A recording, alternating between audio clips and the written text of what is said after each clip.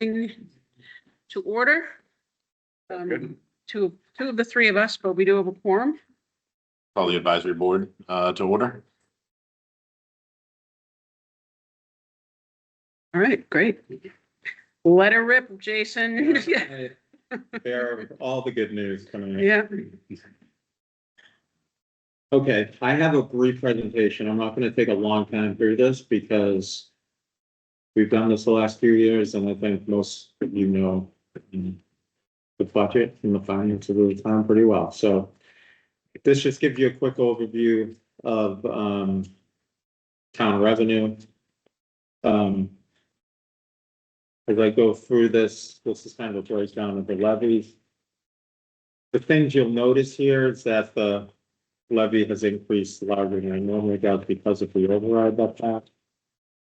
In addition, in 26, our new growth came in slightly higher than what we relied on to balance the budget. You'll also notice that our excluded debt for 27 is increasing significantly, mainly because of the PFAS mitigation project that's coming online in FY 27. Lastly, I just want to point out for the override, our total override was 480,000, as you remember. What we needed to balance FY 26 was 453. That was based on the fact that Groton's override did not pass. So there was some negotiation between the town of Groton and the school district to get to a number that both could live with, I guess. And so that left that balance, which we are raising, planning to raise in FY 27. So we had that $27,000 worth of capacity left for 26. If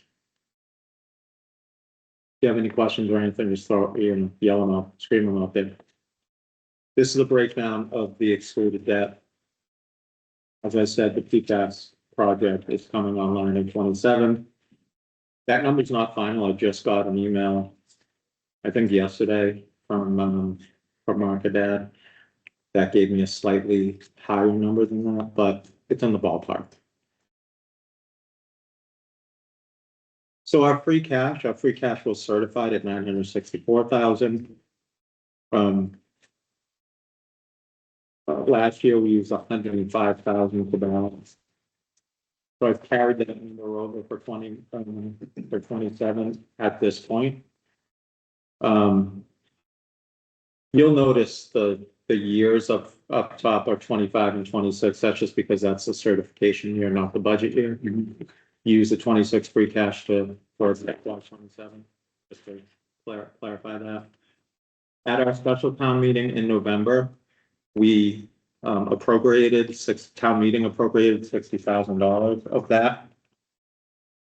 So if we do as we did last year, that $220,000 is $120,000 for capital, and then 100 split in 50 for our general stabilization and 50 for our CIP trust stabilization. The Groton Dunstable School District's capital assessment has increased. So last year was 83,000. This year they're asking for 125,000. And so if we do all that, which is essentially mirrors what we did for this fiscal year, this current fiscal year, we'd have a balance remaining of 454,000 in free cash. On the side there, you see the breakdown of free cash appropriations from our special town meeting. It was the Route 113 match, grant match, town website redesign, and then the match for the FEMA grant we received for the fire forestry. This is just a breakdown of expenses. Now, these are solely based on These are based on department requests. I have not touched any department requests at this. I wanted to present them to you as they were presented to me by each department. So you'll notice we're seeing the requests that we've received are significantly more than what we normally see. And certainly what we can afford. Public safety is 9.5% increase. Schools in total is 7.32. Remember that's not just Groton Dunstable School District, that's also the Neshoba. Greater Lowell. Greater Lowell Tech. Public Works, 25, almost 26%. Human Services, 14. Library and Rec, 14. Town Debt Services going up significantly because of the PFAS project. And then insurance and assessments, 15.5.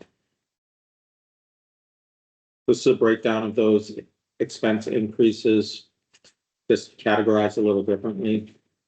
The salaries are going up almost 6%. Municipal operations only 25%. Municipal operations 13.34. Debt service increases after 15.5. And then you see the school district. So total budget based on the department request we have in is 10.25%. I just want to highlight some of the major increases, some of the increases that are higher than what we typically see or noteworthy. So the Groton Dunstable Regional School District assessment right now, I'm carrying at 6%. That was based on like a very preliminary discussion we had a while back. Bless you. Their capital assessment. I was carrying a 5% based on historic averages, a 5% increase for Greater Lowell Tech. You see that has increased to 58%. That is largely based on enrollment. We went from 9 to 13 students, and that's the result. Seeing that at other communities as well, more folks are going to Neshoba, and the increase is substantial because it's such a low number. Yeah. And it's expensive. Yeah. Did Groton Dunstable School District put any money into that school? No. No, there's nothing going over there. No, and we also, last year's 8th grade class is up unusually large cohort as well. So that potentially could be a factor in the enrollment increase in both. Yeah, this year's freshman class is the biggest, right? Yep, it's big. Police department wages are going up 11%. That is primarily due to a request to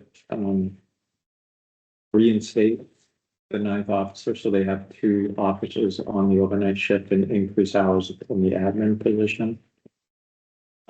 You'll remember that for communications in both fire and police, because we know the dispatch assessment is coming, even though we're still getting relief from the state grant, we've been planning annually, and we've been adding $10,000 annually so that when that comes, we're not trying to scramble and find all of it at once. Yeah. So that's the increase you see in the comms for both police and fire. Fire department, professional technical is going up 25,000. That's based on the adjusted budget that we added $25,000 to at the special town meeting to fund the ambulance. So it's really from this year's budget, an initial budget, is really a total of $50,000 increase. And so that's obviously a large increase, and that's due to the ambulance. Hopefully, fingers crossed, we're able to come to agreement with Town of Tingsboro on that. They're still working on that on their end. Highway paving, $154,000 requested increase. Let's see some of the other snow and ice, $53,000. Parks, $30,000. Our retirement assessment, $105,000. Health insurance with 14%. So these are some large numbers, obviously. The Neshoba Board of Health assessment is going up 30%. So I had sent you an initial deficit breakdown of approximately 640,000. Since then, that initial deficit didn't include the snow and ice increase. So I've added that to the deficit. I've also added the new estimated assessment from Greater Wiltshire, which has increased the current deficit we're carrying to 784,000. 784,784. And so on the right-hand side of the screen, you see just a quick breakdown of the Greater Wiltshire rationale for the increase. Okay. So we've asked departments for their initial budget submittals. We've got them. Because of the deficit we're seeing, we went back to departments and asked them to submit revised budgets with 15% reduction for every department.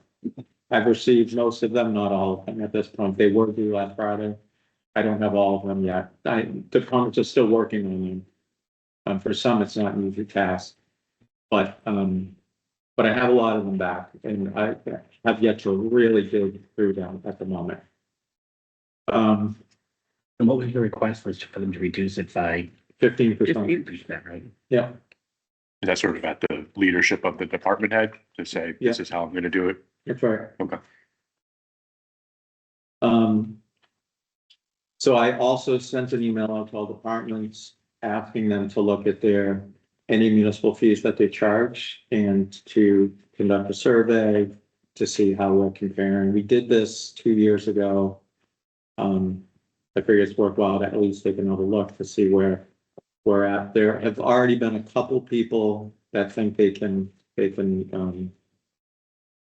recommendations to increase. Nothing, we're not moving mountains here. Yeah. But every little bit helps at this time.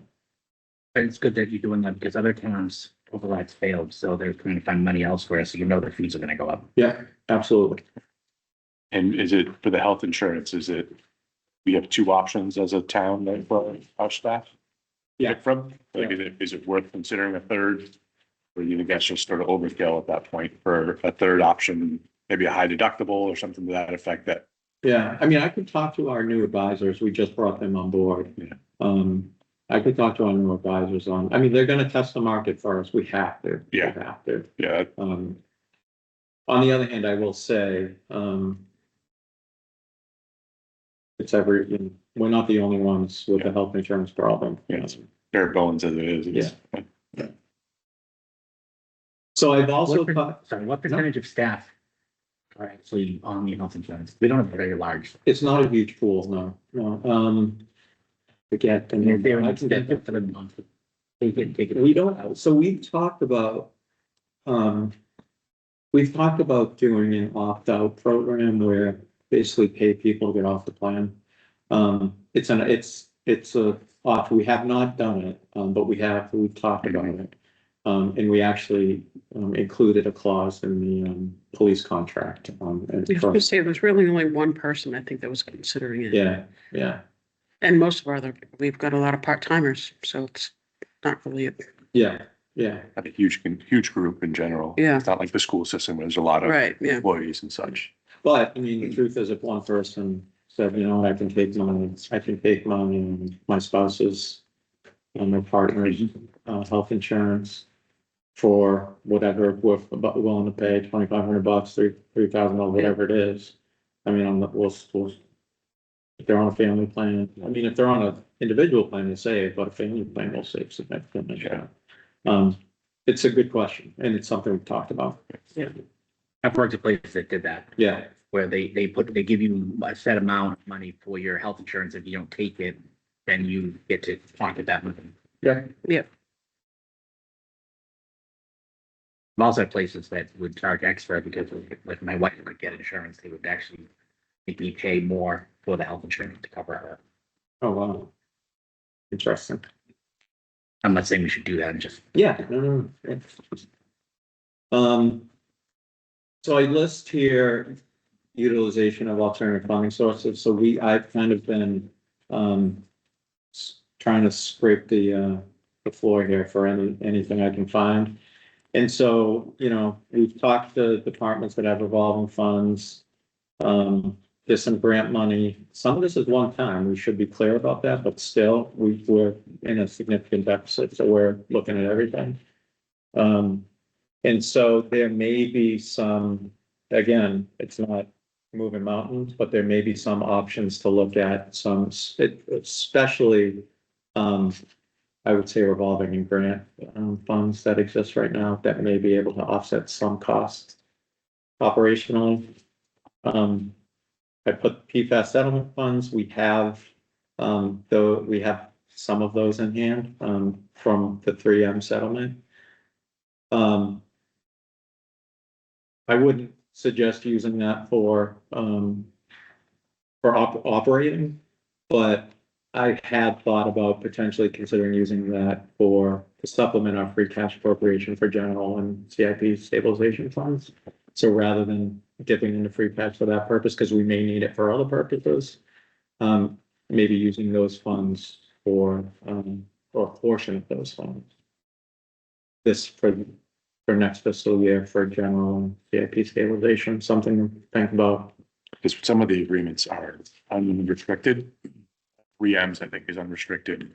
Tyco's is you have to be PFAS related. I don't know what DuPont's is. We haven't been told Haven't been, any are restricted at this point, for us at least. Okay. We haven't been told that. You may be right, but we have not been told that. We've been told that the PFAS settlement funds have no restrictions on use. All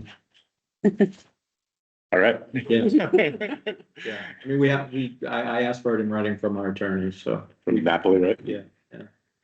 Well, would the state do anything to say they're not gonna give you extra funding for some kind of PFAS thing without you using that money first towards it?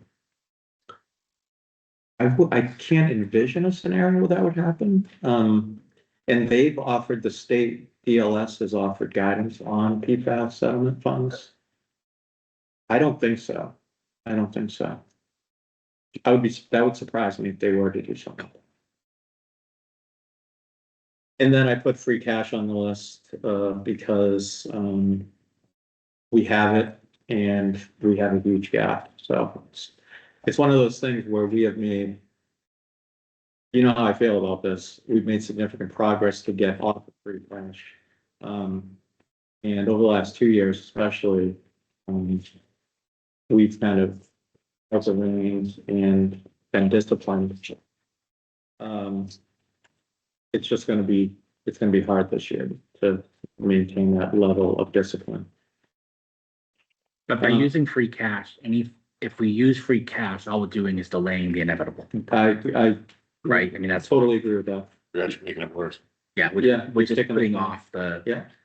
it's gonna be double the next fiscal year. You're creating a hole in your budget, but there's. 105 and it's 210. You do not, you Unless can't, it's a one-time expense, but there's no denying. It's a bad financial decision that would be making to get through the year. That's basically what I would do. And then, you know, the other option is, and they're gonna have to be made some difficult decisions on our end, our costs.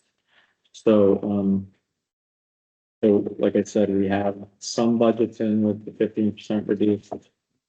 We're gonna have to take a look at those, and we're gonna have to accept some of them, and that's gonna make, just operating in general difficult for our department, because they're already operating without sufficient resources.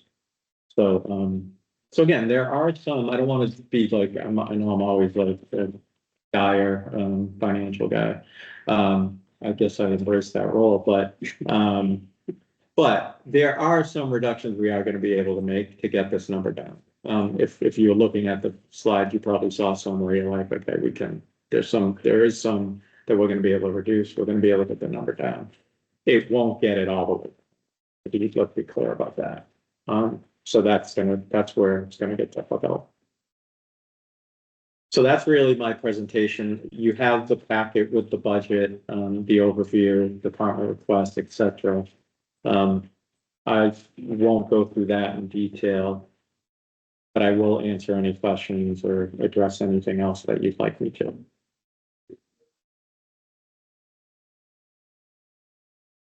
This total number includes the school district, right? Yeah. Is the school district, is that their number? And is Groton saying, Not yet. what's Groton saying?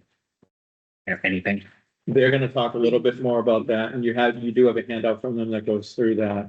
They, the town of Groton right now is, what's that number? 1.2 and some change. 1.2 and some change, which reduces what I'm carrying right now by about $900,000.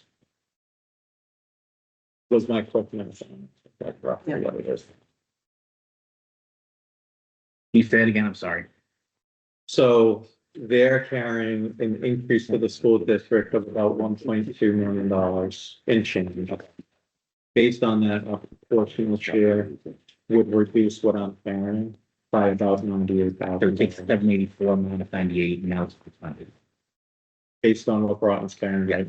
Yes, And then the rest is municipal, so that's the percentage. yes. Now, let's be clear about that too, though. That's a conversation decision here. I mean, we can say we want to carry what we're carrying. We can say we can't match what Groton can do, and we're going to reduce that. And you can stick with a 6 increase if you think that's what schools need. And by the time you hear from them, I wouldn't be surprised if you said, yeah, that's what they need. But you can also do the other way. So like, while we have to, we're working with Groton, we have been, we've had meetings and we've had meetings with the schools, and it's been a collaborative process. And I expect that to continue because it has the last several years. I just, that's an important. Just from an advisory perspective, and because we're the minority in the school district, we don't have much power.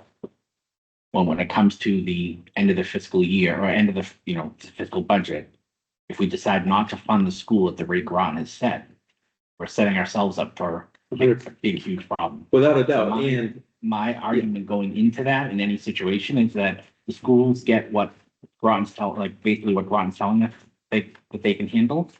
And we need to figure out the municipal side of it. and Does that make sense, or am I? I don't disagree. I mean, especially given like I said, you're gonna hear from the school district too. Given the situation, given the cuts they've already made, given the cuts that would be required. Beyond what you just said, the reality of the situation, the impact of additional cuts are pretty heavy. So, no, I don't disagree with what you just said. That's my personal opinion. We don't have anywhere else to get the money from. Well, yes, but that's what I mean, like if, like I've heard people say this every year, it's like, well, we should do an override for the school and override for the municipal. But either way, it's gonna come out of the municipal. It's one budget. It's the same bucket. One budget for us. It's one Ron budget. could do it two different ways, but we don't really have that. We have a choice, but we don't.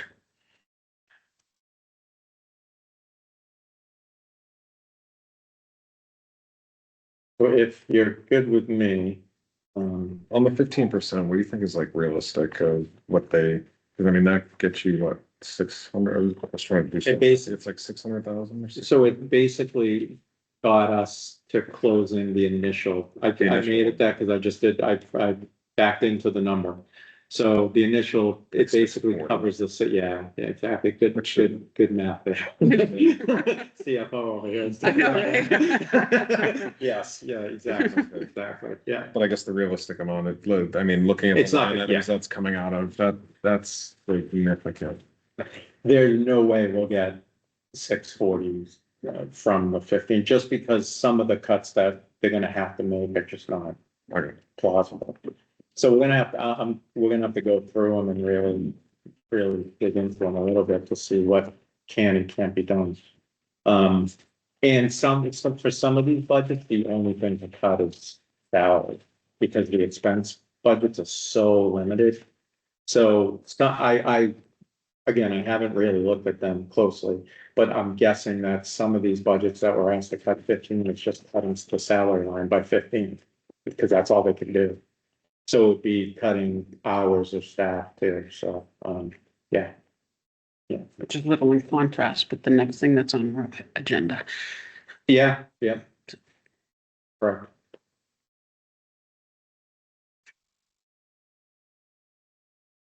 You have a hand up in the crowd. Are we ready to take public comment, What was this? questions? Yeah, Joan? Just curious, the capital assessment, what does that include for Dunstable? The school capital assessment or the town capital? Does, Honestly, we're still working on, there's actually a slide in here about capital. There's 3 repairs that we're gonna have at Swallow Union, and since the population has swung more in that 5-year rolling average to Dunstable, we're working through that, but there's, the capital requests that we have on the table right now exceed the 125, so, there's not specific projects other than I can remember at Swallow Union, we need 3 sets of bathrooms redone. There's some HVAC work, and I forget what the third one is specific to just Swallow Union, but Dunstable will also pay a proportionate share of other district buildings. So where we land on that, that'll be part of our budget presentation at a later date.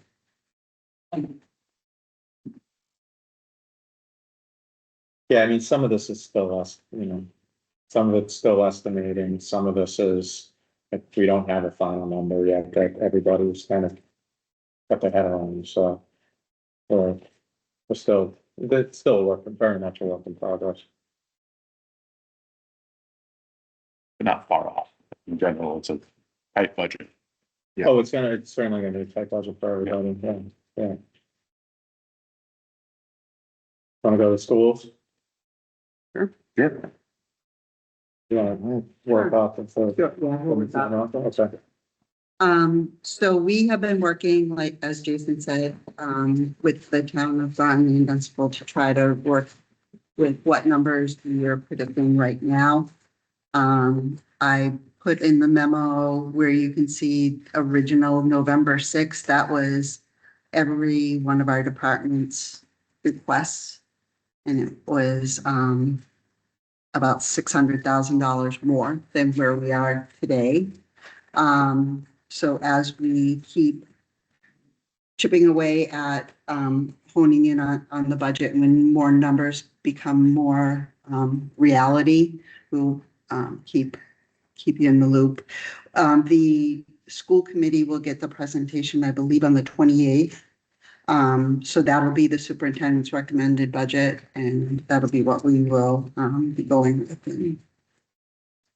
Where we are today, 54,045,663 is a total operating budget increase of 6.46, higher than this current year, which I believe that is one of the lowest renewals that budgets that Can we we read brought. this? Can everyone read this or no? Yeah. Yeah, sorry. Yeah, and I would just add that it also includes, as you may recall, when we did a presentation last year around the operational audit. Some recommendations around reductions in FTE, so that is built in into this budget number, some of those reductions, which Sherry will get into a little bit as we go through. So if we were to present the superintendent's proposed budget today, again, it would be 6.46% higher. That would mean Groton's assessment would be 8% higher, and Dunstable's assessment would be 8.8%. I'm sorry, 8.5% higher. And you can see the amounts of the operating assessment on that chart.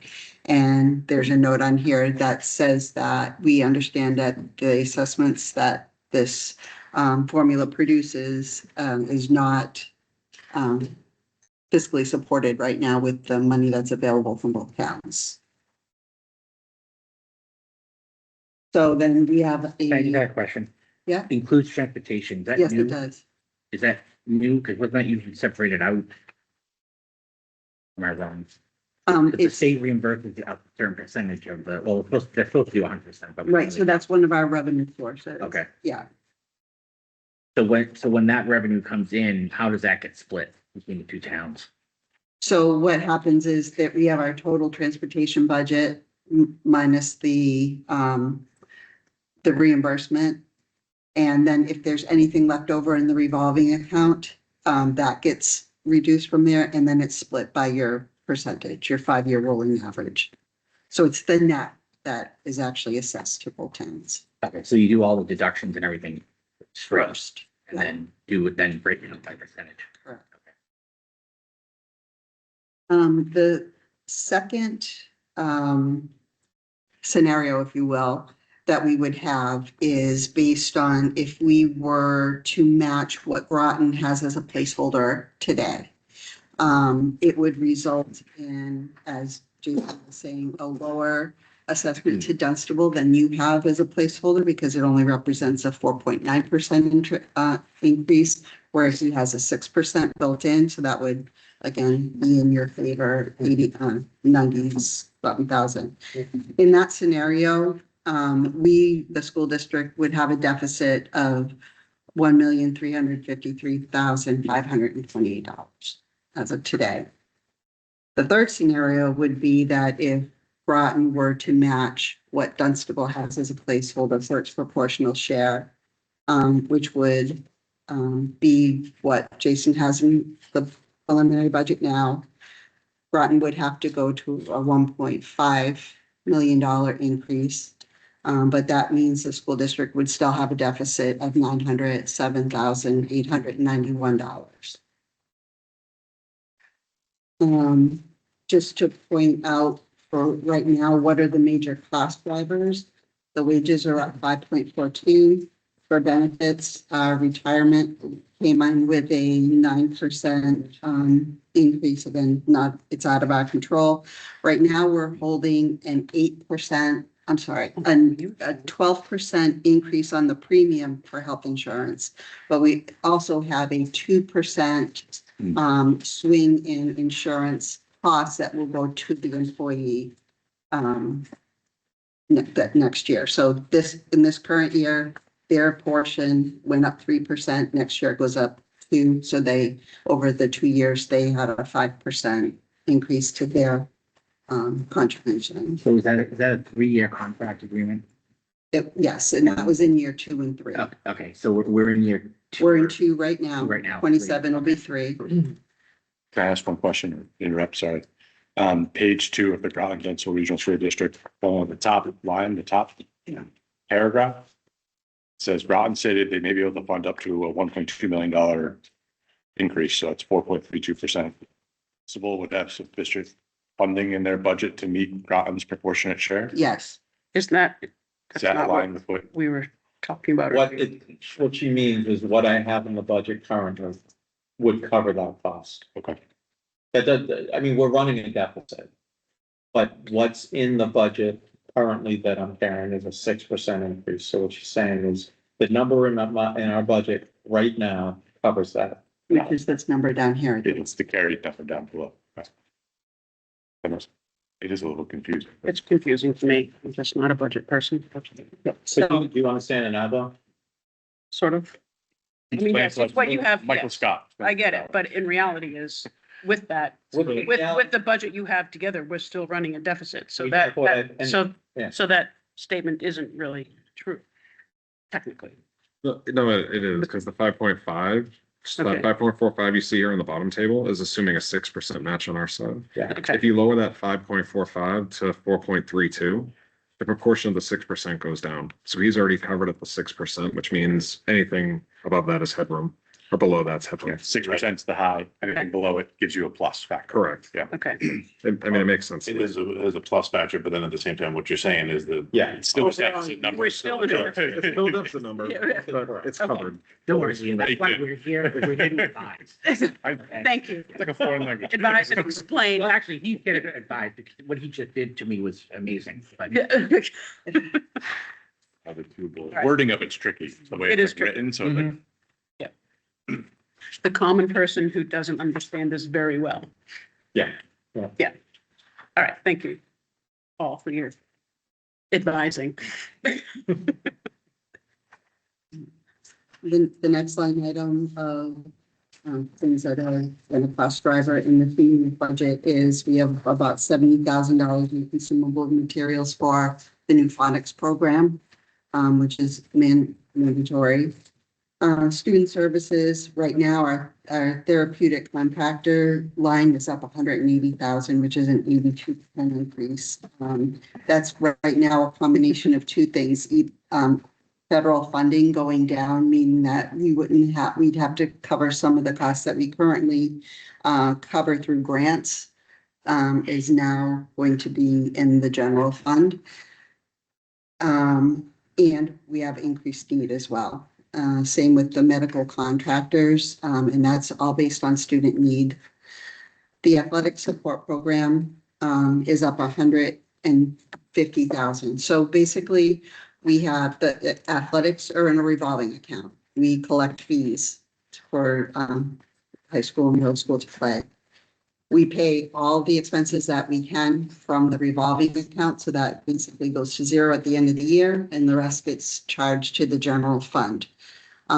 Because the fees have been stagnant over the last couple of years, while the expenses have been going up, more support has had to go to the general fund. So one of the things that I'll talk about a little bit later is that is one of the things we're working on this year, is trying to get the fee collection in a better place so that more expenses can go to that revolving account off of the general fund. Our substitutes, our substitute line is up about $200,000. That's a combination of two things. One, a greater use. Another is a product of when we have a younger staff, we have a lot of maternity, paternity, FMLA leaves. As our human resource gentleman told us today, as of this year, we have 16 that fall into that category. So, and Fall into what category? taking leave, whether it's again, it could be a 6 month if it's a maternity. A paternity could be the same, but maybe taken up over chunks. Family leave, a lot of people taking care of sick family members. Can you take some of the substitute money and give it to the teachers not have kids, like it is extra? No, I'm afraid we can't. Fine. So, I Now mean, the superintendent's got 4. so it is, we've always for attrition, for retirements to save money on new hires. Right now, it's almost cost neutral. And we do not, as of today, we do not have one Unit A member who has given notice to retire for next year. So usually we have 2, 3 that we can bank on. We have 0. Transportation. That's good, because the past few years, it's been a huge exit. Yeah. So, So good job there. Transportation, we're up 5%. We do have a contract renewal coming up in 27. Maintenance expenses are up 145,000 or 15%. We're trying to play catch up on a lot of things that we've put on hold over the last couple of years because we've put different money toward operating more than capital. So again, this could be an area that we look at when we're trying at the end to balance out. And then our out-of-district placements at a snapshot of today are up 11%, and that's move-ins. So that, again, isn't anything that we can control. We can only provide. And is there anything that the previous district had, like if someone moves from one district to another district, isn't there something where the previous district that will be beholden to what? It's at a certain, I want to say if it's after April, then can cost share with the other district, but in our student services director does work to do that. Okay. I just pass on the maintenance. It says the maintenance is up the 145,000, but based upon at least the other slides, it shows a $260,000 increase. Oh, I think that I did the slides in the beginning and I've already cut maintenance stuff. So I think it's more accurate than 145. at this point, because I went through and I took some of the original requests out. That may have been a previous iteration we've been Yeah, Okay. having. I was trying to do these slides as I was building the budget so that I wouldn't lose track. I'm sorry I missed that.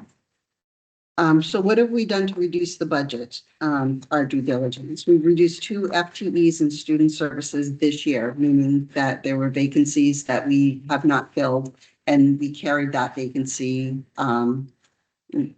into 27, so that there's 2 less FTEs there.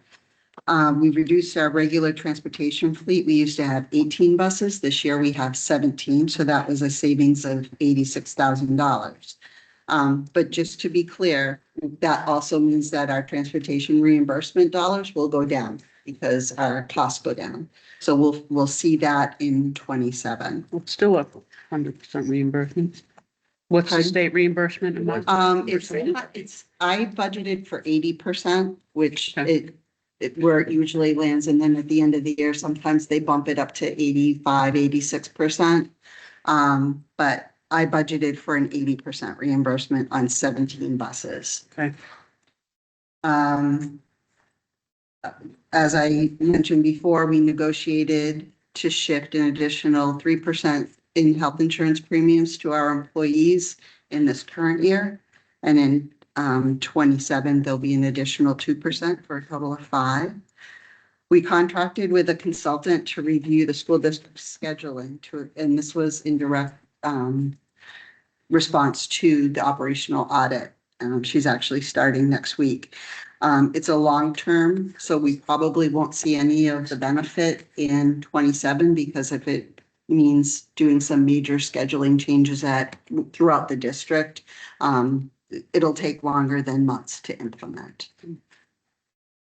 We had a maintenance vacancy and we actually hired a licensed electrician to come on board.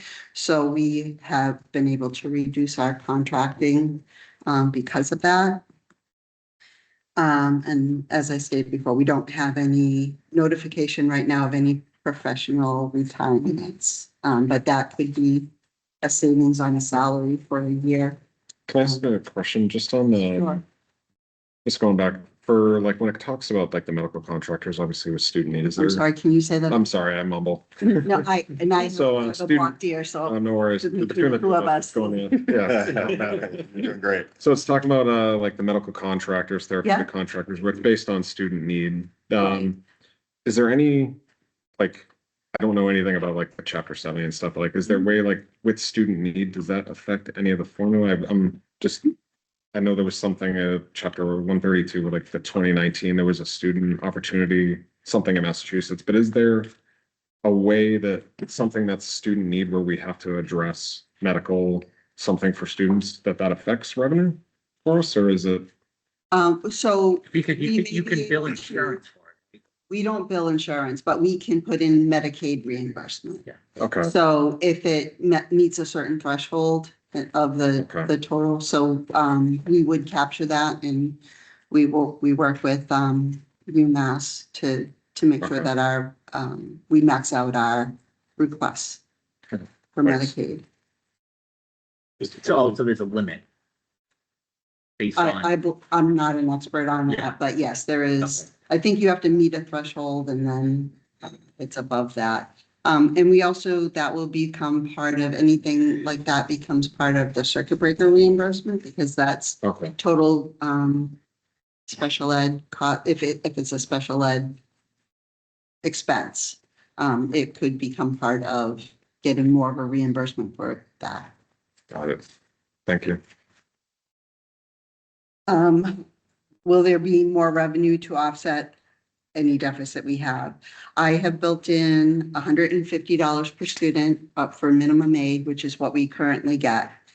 In the event that our advocating gets us any more per student, for every $50 that they add to that, the district will receive $110,000 more in chapter 70.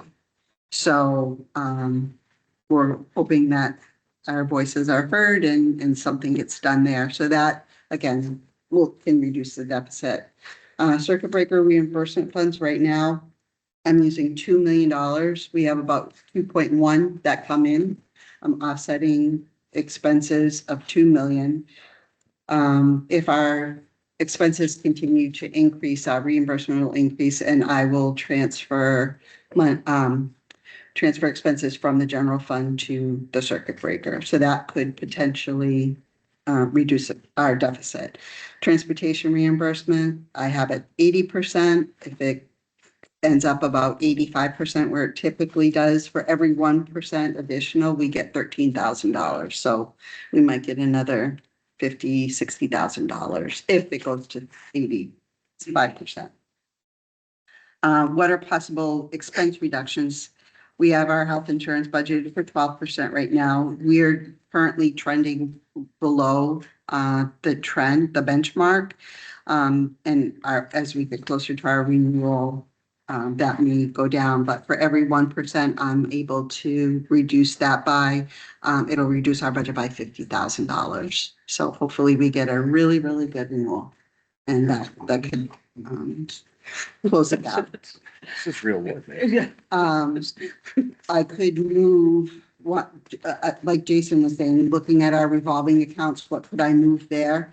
We have one student that comes in, to our district from another district that pays tuition. I could fund a student services position with the tuition amount that comes in. It is risky because if that student doesn't come next year, that isn't covered. So it's an option, and just to show our due diligence that these are the type of things that we're looking at. We're again looking at the athletics fee revenue and doing a better job at collecting that and being able to cover the athletic expenses. So we're working on that. When you say a better job collecting it, does that mean it's not? I would say this current year, last year rather, I worked on putting a better policies and procedures in place for kindergarten, and we've, recouped a lot from that.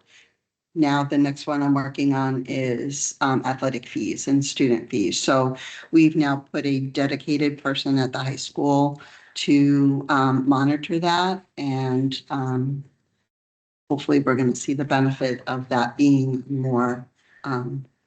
Okay, now I get it. Because one year I got a student fee for activities and another year I didn't. So that's what you're talking about. Yeah, so just putting in stronger procedures, internal controls. Okay, where was it? Substitute costs. Again, that's a huge jump this year.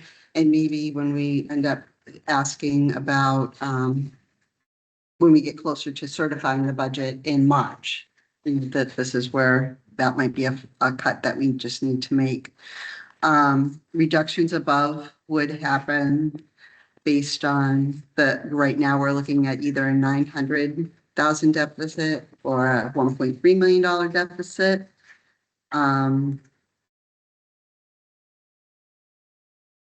Do you want to add anything? No, I mean, it's a range. It would lead to, again, there's a lot of variables in terms of what the health insurance actually comes in, what the governor's budget provides and minimum per pupil aid, whether it stays at 150, whether there's been talk that, it could go up potentially, which would obviously shrink that gap.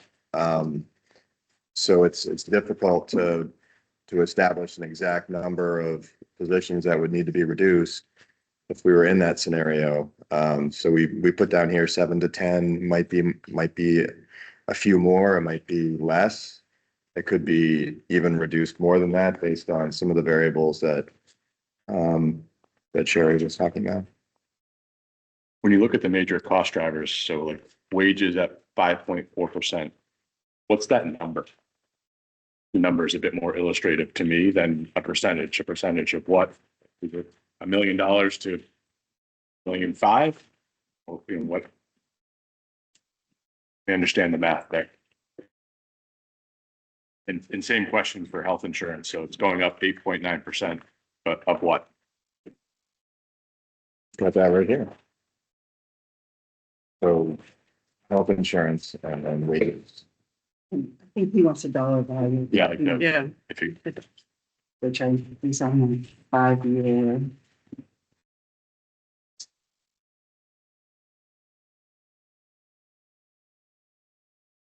You can ask another question while I'm. put you on the spot, sorry.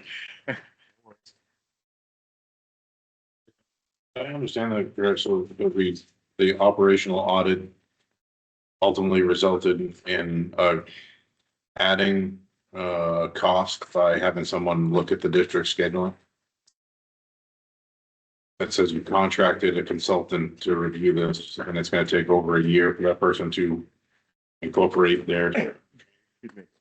No, it's actually, gonna be starting next week is looking at our scheduling, not just special education services and service delivery, but in all schools too, to look at, ways that we can maximize and be more efficient in supporting students. So that's something that's gonna, happen by building. And right, I mean, it's been underway and as I mentioned before, we were able to, reduce 2 FTE along the student services side, as part of the operational audit recommendations, but in terms of how to and when to group students for services also has to do with what that master schedule looks like. So that's what she's going to be engaged in helping us do, starting next week or by school. what was the funding for that consultant? Was that budgeted last year or was it? It's part of. I think she's doing it through one of her, Yeah, yeah. it's through, one of our grants, student services. Oh, okay. Yeah, So it's not an added cost? no, it's not an added cost to operational budget. It's just kind of the way to say that we're contracting somebody to consult. Yeah. Makes it seem like we're adding cost. Adding costs, Yeah. no, we're But it's definitely, funded by a grant. then- no, we're not doing that. It is, grant funded. Right, Yep, And then right. the collections of fees that you say we're adding someone or dedicating someone to just making sure that that the It's people a that are- stipend, so it's like $2,000. It's $750 per season. Mhm. So. making sure that everything is collected that should be collected. So it's a stipend to like a teacher, right? Is that what you're saying? Correct, to a staff member, yeah. Staff The member. staff, It's just as if they were to volunteer to be the coach of a team, yeah, to get a stipend for that. yeah. Right. So you're off. It's above and beyond their normal duties. Okay. And the idea is that it would pay for themselves. $2,000 if I can Oh, yeah. recover $50,000 in user fees. Yeah. That's. Good incentive. spent. Yeah, absolutely. 100%. So can we apply for that next year? Apply Do for it, to yeah. do it. I'll take the I $2,000. think it gets posted every year, right? This might be missing. I don't want to throw a number out there and it not be right. Okay, So I will You can table email that. you. yeah, all good. Again, I'll email the board. So- yeah, appreciate that. So then I'm also looking at, will there be more revenue to offset the deficit? So I'm sort of using a deficit number for sake of ease, 900K, which seems to be on the low end. Is that, So the 900K is the Not scenario. Well, that's the scenario too, if you were at the 6%. Right. That you're currently, and then Groton would need to bump up to 1.5. okay, That's the scenario with the 907. yeah, and then I was sort of baking out ideas, so if you if you added 75K in pupil aid, and then you added 65K from regional transportation reimbursement, 100K from E&D, and 100K from health insurance reductions, you're at about 340-ish. We're still short 560. kind of hopeful. So, and it does say on there, the reductions would be about 7 Yeah. to 10 positions. So it would be about 7 with the, at the 900. Yeah, And the reality of all of those things happening, it's Is- slim to none. yeah, You never get that lucky. Like, so I think it might be a combination, a little bit of all of it, Okay. but, I mean, that being said, there has been a ton of advocacy for upping that number of 150 per student for hold harmless districts, which represents roughly 235 districts in the Yeah. Commonwealth, which is way over 70%. I mean, it's a large percentage of districts, obviously, that are in that number and have been advocating for it. So I did ask Senator Cronin what like an increase in aid would, what's the big number there, and threw out numbers that were pretty big. So, I mean, if it were to double to 300 per student, for example, that would be a significant amount of money for us. Yeah.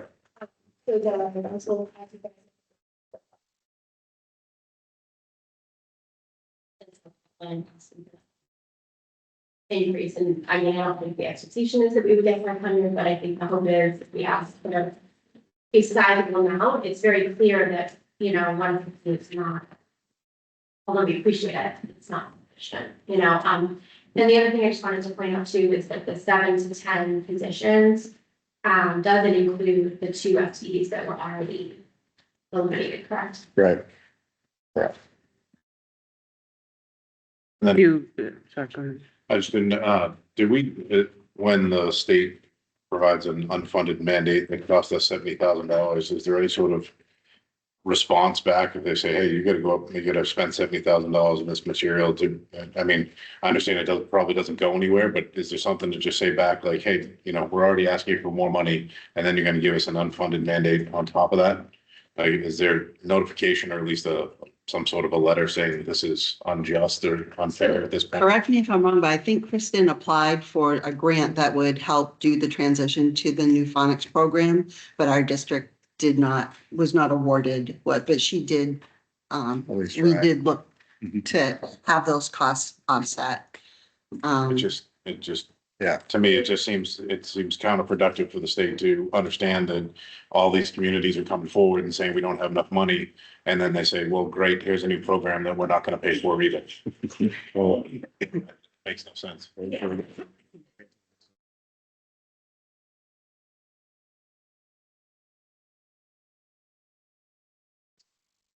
But the funding forum that we had back in November, actually Marion spoke at the mic about that issue to the education chair and basically pointed out, like, it's all well and good for you to, you know, impose new programs and initiatives. Yeah. They make sense, there's rationale behind them, but if you're not gonna provide money for districts to be able to use, you know, roll it out, then what are you doing?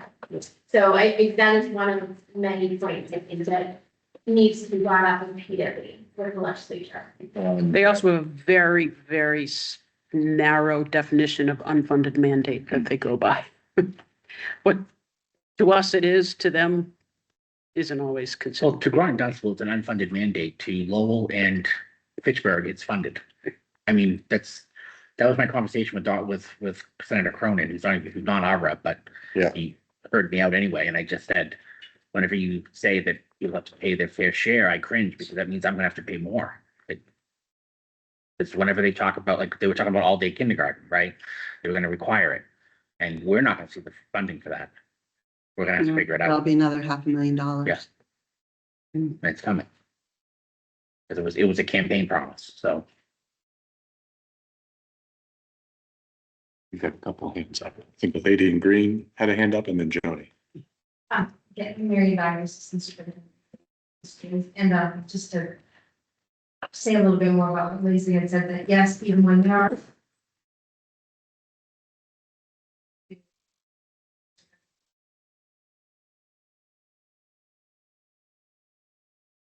and did apply, I'm very hopeful. But even when there are grants, which is often, able to start applications, districts can qualify. Joan? two things. Just wondering what's in the E&D fund at this point? I believe it's 900,000. 900,000. And then, actually, that's certified. Pull it up. Do you have that for the meeting? Yeah, because you would have got it. It's 1 point, actually, it came in higher than we thought it was going to be. All these papers and I don't have the ones I need.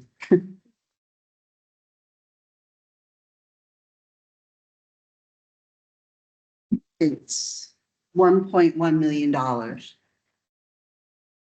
Thank you, Lacey.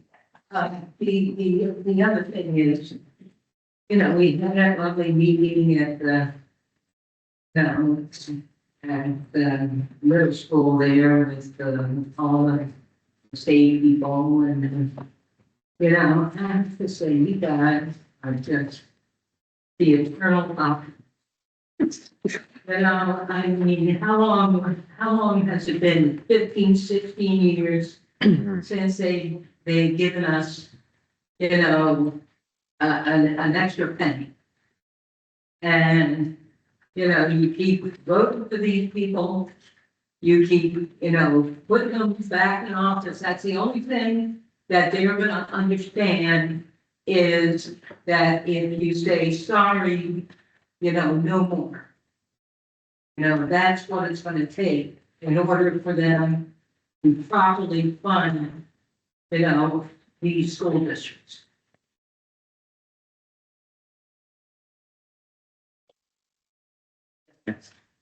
Thank you. I will say to that point, and I don't disagree with the comment. There is a real push statewide there, and it's not just chapter 70, it's looking at the ways municipalities are funded in general, because it doesn't work for any, I mean, frankly, it's not working for most communities right now. I mean, just on the list of them on the small town administrators, associate, whatever it's called. There are a lot of, there was just a poll done about who's going for an override, for next year, and there are a lot of communities that need an override. The funding mechanisms for local government, it's like, the whole thing's just broken. And so, there is just a significant push for chapter 70, but also for take another look at Prop 2.5 and how that works for communities. To look at unrestricted local aid and what we're getting and how it measures to what we used to get, et cetera, et cetera. So, I mean, there's a lot of advocacy going on. I think it's gonna be at some point, maybe not, I agree, it's what you say, 15, 16 years, hopefully it's maybe 4 or 5, but it's gonna take time, I agree, but it's gotta come, it's gotta come. There is momentum. I mean, There is, a lot more than there was 15 years ago. I can tell Yeah. that. yeah, I mean, this stuff does take time, there's no question about it. As much as I would love to hope for our elected officials to actually come through with something or make some modifications or, you know, get voted out or whatever it happens to be. And at some point in time, the big fish needs to come in and talk to the state government and tell them that you got to fund the schools because too many of our members are getting fired because the fact that you're not funding the schools. And I'm referring to the teachers union. They need to sit there and say that there'll be no teachers in the school until you fund the things appropriately, because we're yelling, we've been doing it for years and they're not listening. And these minuscule increases are wonderful, but they're not doing what they need to do. So, and you know, unfortunately, we're going to get to a point where you've seen, you know, the kids walking out of schools because they don't have teachers anymore. The kids, they're not making it through an entire year. Talking about strikes and all the rest of the stuff, without the largest piece of this puzzle, going back to the state and saying that you don't have enough money and our members are now sitting at home because of the fact that we don't have the budget to do so, is I'd love to see that our government, $500 a student, $700 a student, whatever it is. The reality is that as much momentum as we have, which is positive, it's just that we keep showing up every day getting paid and their key salaries keep going up because it's guaranteed in every single one of their contracts. So unless they're the last one in, they're not the first one up. So I just have one question. What are we seeing from your colleagues in other districts? Like, though I know every district's the same, some didn't have an override last year, some did, all the considerations there. Are you seeing, more often than not, an increase in budgets of the 5 to 7%? Is that like the average within this Middlesex County comparable market basket districts? I know that's the catchphrase, or are we a little higher because of the affluency of the area, or what, how does that sort of benchmark process look for us when we compare to, North Middlesex or Tingsboro, Westford, Lunenburg, all these different areas?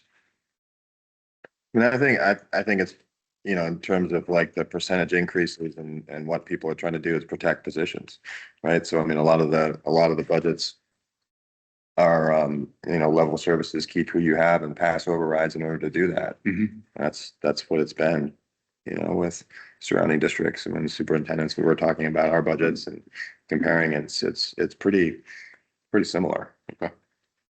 And I think it's so early in the budget season too, that even like on my list serves people, usually somebody will say, hey, what are Yeah, your baking out communities ideas, looking yeah. for? And that those haven't started yet. Okay. Now that it's January, I think we'll see more. Yeah. But right now, I mean, we've done a lot of upfront work, so this is why I think we're a little bit ahead. Okay. I mean, there was a record number of overrides, I think, last year.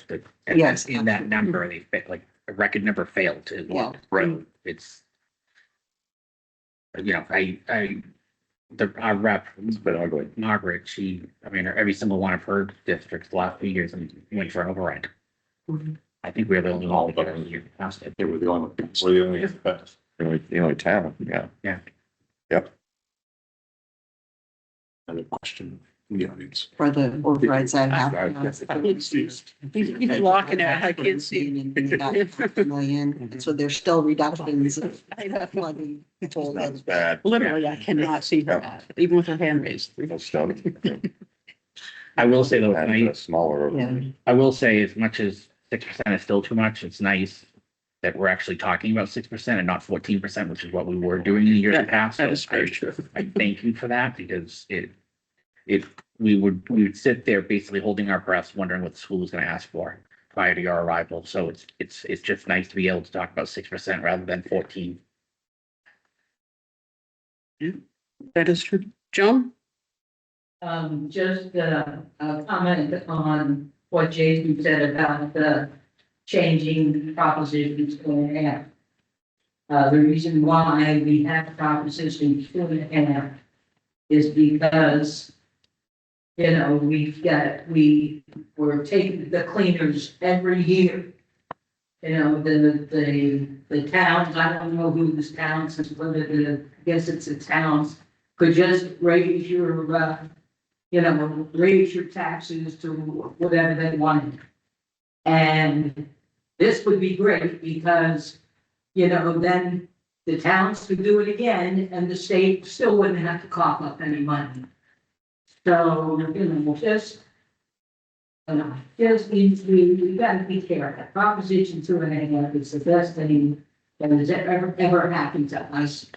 And, the money that should be coming to us should be coming from the state on other stuff. Okay, they're spending it on other stuff, they're not spending it where they should be. And that's up to us to make some changes so that we get what we should be getting. And Quickly. I agree with your point around the additional state aid. The discussion around Prop 2.5 isn't around wholesale change. It's more about allowing flexibility locally. So it's basically providing more tools to communities in a lot of different ways. Prop 2.5 is one of those being discussed now. So not a broad wholesale change, but if a community decided, you know what? We think Prop three and a half makes more sense than Prop 2.5. They could go to the ballot and ask the community if they agree. And if the community decided they wanted to do that, the community could do that. So it wouldn't be this whole, it would tie it to the CPI or some mechanism rather than 2.5. I think why that conversation is happening is because this artificial 2.5% increase puts a cap on increases, which I understand is I'm not suggesting that's a bad thing. What I'm suggesting is it's tied to nothing. It's not tied to reality at this point because everything is going up more than 2.5. That's gone up in the past. Has gone up, is going up, that exactly. So I think it's just an acknowledgement of that fact and trying to give communities more tools to address their needs locally. On the other hand, I don't think that should be a cop-out to the state to give us additional aid. And I think those two things can be advocated for together. So that's basically MMA's platform right now, and those are the things they're trying to advocate for. This is just an info, right? What's that? It's just an info presentation. Yeah. Right? Okay. I think we're voting on anything. Yeah. So, being time goblin. So, where are we at this point? If we're done with questions and discussion on that, unless if there's direction you want to give me on approach to budget, I'm all ears. Otherwise, my plan moving forward is to get everybody's 15% reduced budget in. Start evaluating those as soon as possible. Other than that, also looking at alternative funding sources for some of our operating costs. And then basically getting the number down to as much as I can. I don't know if anyone has opinions or wants to give direction on free cash use, because that's going to be a thing. That's got to be a conversation. If you want to keep it level funded, it's going to be very hard. I'm just putting it out there straight up. It's going to be very hard. If you're open to increasing free cash to balance, I hate to even talk about that honestly, but I think that's a question that I would welcome feedback on. And I think those are the big, those are the big things. 784,000, right? That's the deficit right now. Yeah. How much of that would be the normal 2.5% increase? Which means it would not need an override. How much money can we afford in the deficit to not have an override? Does that make sense? Yeah.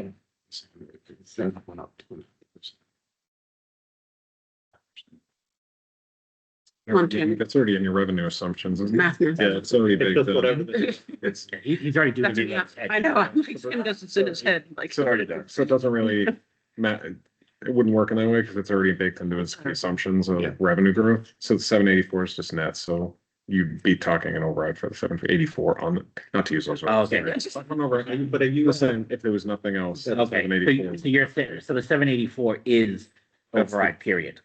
To not do an override, we have to cut 784,000. And no free Yes. cash usage. Yes, And no, yeah, okay, yes. all right. Well, with the level amount of The free. 784 includes the request without Right. any modifications to this point. So we're not, I don't want to say it's not the town administrator's budget at this point. It's not. It's just a No, it's requested not. budget. It's the requested budget Yeah.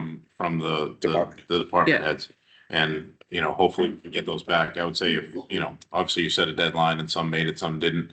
But, to really look at, the ones as you stated, there are ones that are on there that we can immediately look at and say that that's great, and we all wish we could do that, those sorts of things, but we don't have the funding to do that. So to look at that number would be good, Yeah. as you kind of know from Yeah. our years of, working together here, the utilization of, free cash is it's Frowns upon.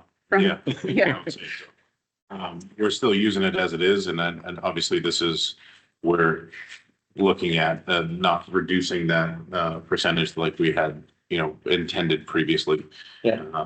To get to even negative 784. So we're already, sort of breaking some of the, policies that we try to put in place to try to get us to a better fiscal standing with, what's going on. So, I definitely don't want to, because it's just kicking down the can down the road, right? We're saying that we don't want to ask for an override right now because of the fact that we're just going to use the free cash, which is just going to increase our override number next year. Mhm.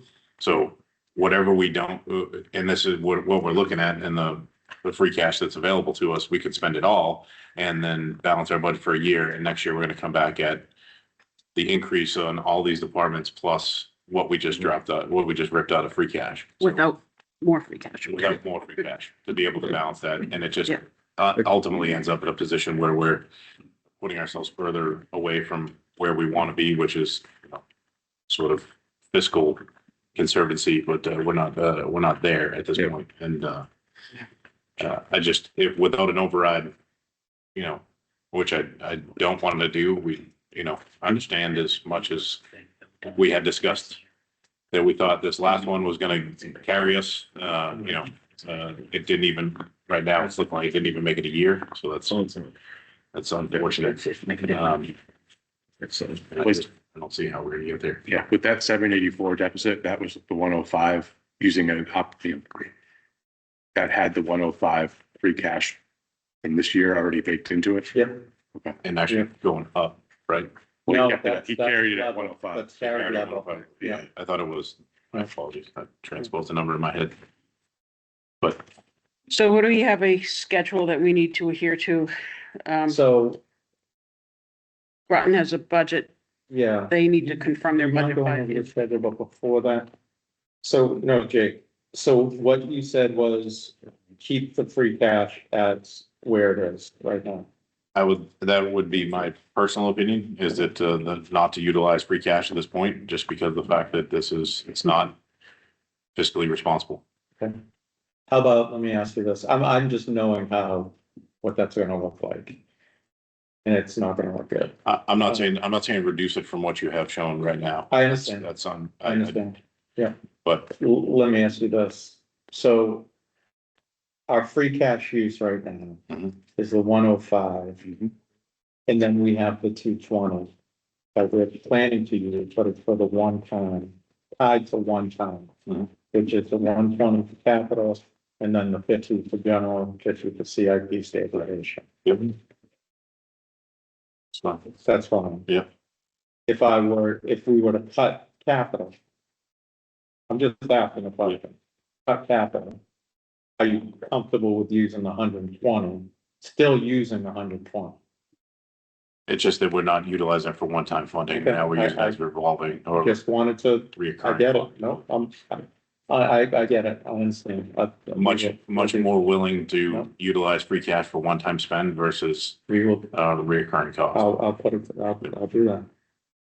We have one more question. Dave?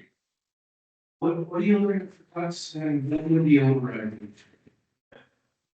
I don't wanna, it would be pure speculation right now that I don't wanna do, I don't wanna speculate on cuts. But they will be, I suspect, they will be deep. They will be deep. Based on the requests we have, yes. Yeah. Sure. I don't, everything will be cut, every department. I don't right now. There are a lot of items on that. It's the request, right now, what we're looking at 784 is based upon the request from all the department heads. And there are a lot of items in there that we know, and we know that several of the department heads have aggressive requests on an annual basis. So when I said it wasn't the town manager, town administrator's budget, it's those things that generally, right now, it's kind of like a look before, like where, before the cake is baked, right? You're looking in the oven, kind of seeing how it looks, but right now, there are items there that would reduce things pretty significantly, sort of fairly quickly. I would say that the number, I wouldn't want to get to exact numbers or even rough numbers, but that 784 would come down significantly to a number where we'd be talking about reductions, you know, or I don't even want to say free cash usage because I just said I don't want to use free cash. I really don't. Go on. Yeah. But it would reduce with that, what we were talking about, the utilization of that money there. So those, I would say the cuts would be if we tried to incorporate all those things, the cuts would have to come from other places, unless we didn't go for an override. So it's too early in the process to say what the number would be, but we just looking at that board of what the, you know, understanding, you know, we have seen these numbers come in from those department heads. A lot of those will come down, like I said, fairly quickly. And then we'd have to talk about that number at that point in time. And then again, we really have done a lot of work over the last, I would say, 2 to 3 years to get ourselves to a position where we're being fiscally responsible.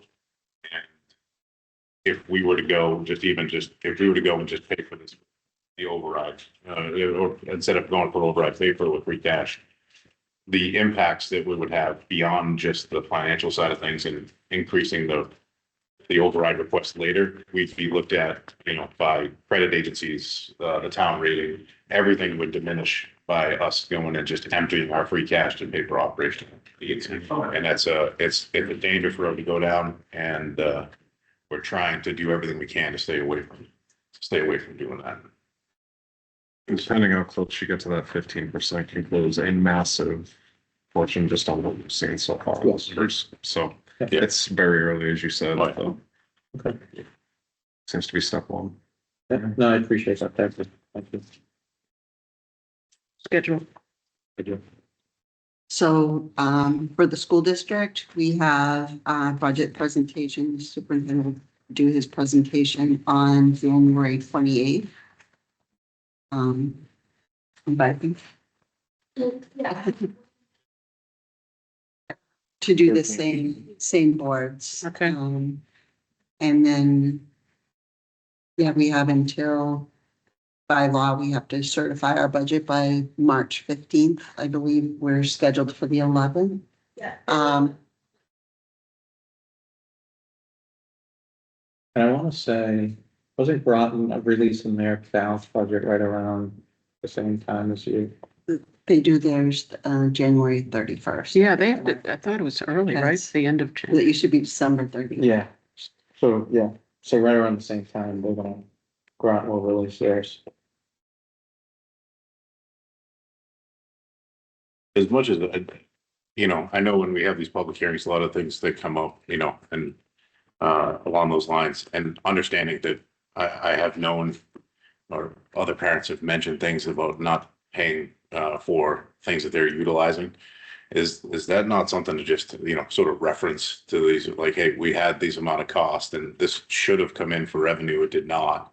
You know, your kids are going to, you know, after school care and not compensating the town or the school district appropriately. You going and playing youth sports or high school sports and then doing the same thing. Is there a number to say like, hey, we had to dip back into our general budget because people in the community they're utilizing the services and then not compensating the district appropriately? Just even an understanding of what that number would be, because it's kind of like the town's going to come to us and say, you know, they're going to come and say, you know, what do you mean you have to go up on this? Why does it have to go? Well, it has to go up because, you know, person over here or person over there is not paying, you know, I don't want to say paying their fair share, but if you're utilizing these activities or taking part of. Like using athletics as an example. Right. Right. If you had half the kids on the, you know, whatever team aren't Paying the fee or. paying the fee, you know, this is how much it's hurting or going back to our, you know, general budget then we have to allocate for it. We have to plan. We can't plan on you paying for it if you're not actually doing it. You know, it's kind of like taxes. If, you know, we plan on these taxes coming in, and if nobody pays our taxes, then we can throw away this budget. Is that you were finding is that fees were not being paid or they weren't being properly billed? For Well, we don't have a billing system. Okay. Run, so the setting up the system and put it in place, yes, and then having rosters, having a person dedicated or accountable for making sure that the Yeah. fee was collected. And I know it's not, we're not talking about $1 million worth of fees here. But you never But know. but it is one of those things that. The fees are free. I mean, we still- We still collected. No, but it is something to say back. Hey, So Even though- it's not like we were only. Yeah, And that's we're not talking a huge. Right, No, I number here, understand. Yeah, this is budget dust. in the. $350,000 is a lot to us. No, but no, I That's half mean, of our deficit. the amount that's not being, I mean. Yeah, yeah. Right. Is not. We're just making Yeah. sure that we've crossed all our T's and dotted our I's and. Most of the fees that, Fiscal processes. right, I mean, most of the fees that are collected should be collected, but it, you know, tightening that up will have an impact. It's not a huge number. Right. But No, but then we can come to you with fidelity and say that we've Right. looked in every corner, Right. we've tightened up every process, so, this is part of the. Yeah. Part of our process. I don't know, 150,000, and we're looking under every piece of paper and every department for money that says. I don't see with minimizing, you know. And I'm very curious to see the history of that, because I know that it hasn't been large, so I'm very interested in.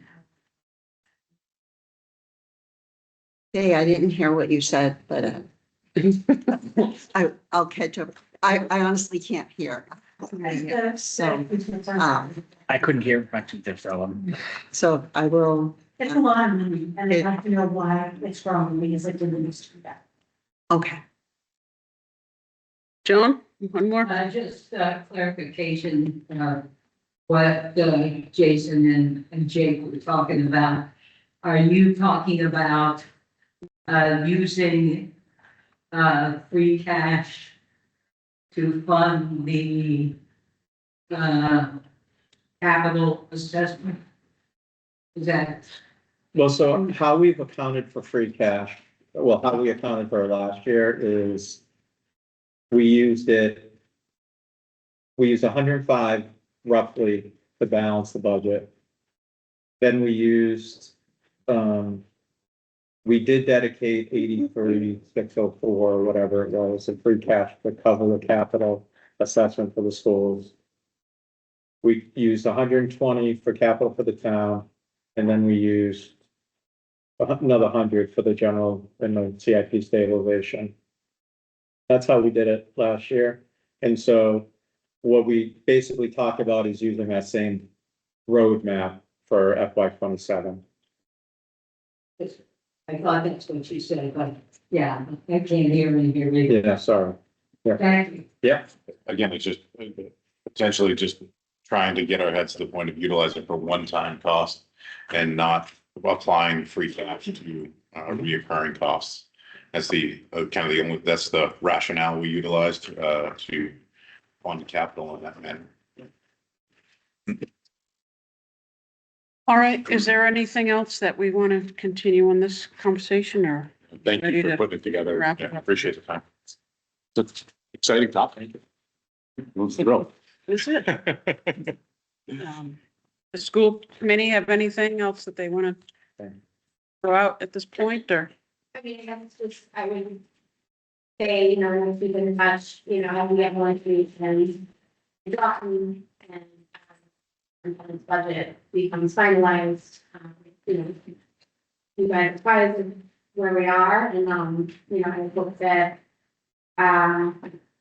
you know, if we don't set up a specific additional joint meeting like that, maybe, you all have time, if somebody would attend the public hearing to try to continue. Anybody else have anything you want to? I would think it both, and at least I would imagine, I kind of understand from the advisory board side, and I don't think we're very excited about the potential of any override, in this budgetary cycle. I don't know if select is on a, so as much as we want to close the gap, Jason, I'm sure Mark is doing the same thing on the other end as we try to close that in. That the override suggestion would not go well, I don't think, in either community, so. I don't think it's not really fair to the residents in terms of, I know a lot of residents have children who are critically important to the school system, but I think it was a pretty strong sign last year to get it through, or a strong effort. In the previous year, it was alarmingly no. So I think, this year we've got to make do with what we have. So. Yeah, I think, as we approach the budget. Understanding, I just kind of think that, there was never an expectation that was going to be a realistic possibility. So I think that, Jeff and Sherry have been building their budget accordingly. I think that our hope would be that the deficit won't be borne entirely by the schools, but that the town, and as painful as it is to contemplate, and I don't want to talk about any reductions for school or towns. But I also think that, to talk about, upwards of 15 plus positions on the school side being let go and then nothing happening on the town side, that would, sit well with a lot of people either. So if there is some way that we can kind of work together to share that burden, I think that would be, so my hope would be in just the people myself.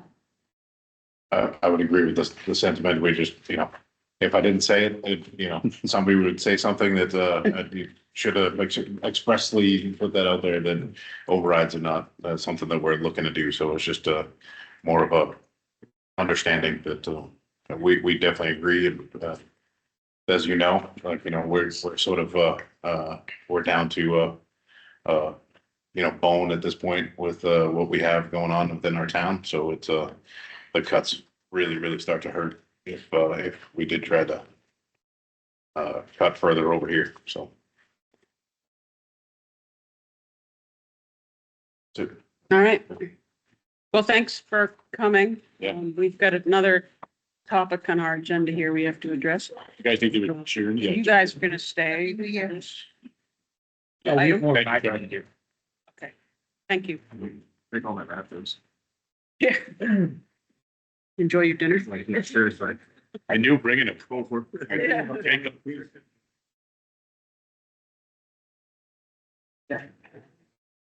All right, let's go. About 30 minutes. Go. Oh, I didn't have that, so let's go. Les. Okay. What, Thank you. I can tell you the comp study, Yeah. front to back, I've read it so many times. I think we've talked about it enough, but I don't. Okay, let's go. I don't think we need to talk about it. Or we're gonna need to go through the presentation. I think it's, do we vote? Yeah, I read, oh, beautiful. Yeah, Okay. I would agree, unless anyone, we'll let the folks Yeah. clear out and then go right at it. Unless that's too presumptuous, but. no, I think we're, It's totally up to you guys. I mean, we've seen That's it, fine with me. we've seen it a lot. I guess we just want to know where you advisory board stands on this and, we haven't as a group, we've had discussion, obviously, but we haven't really taken positions on anything yet. I mean, I would personally myself, I understand the rationale behind it. Obviously, we, as an quote unquote employer, right? We do have to look at the opportunity and if, I mean, as we look at the free market and if we have any of these team members that want to leave here, that it would be challenging for us to replace them given the existing situation we have in place. So modifications to that make it advantageous for a person to want to stay here, and really sort of have a career here. I think it makes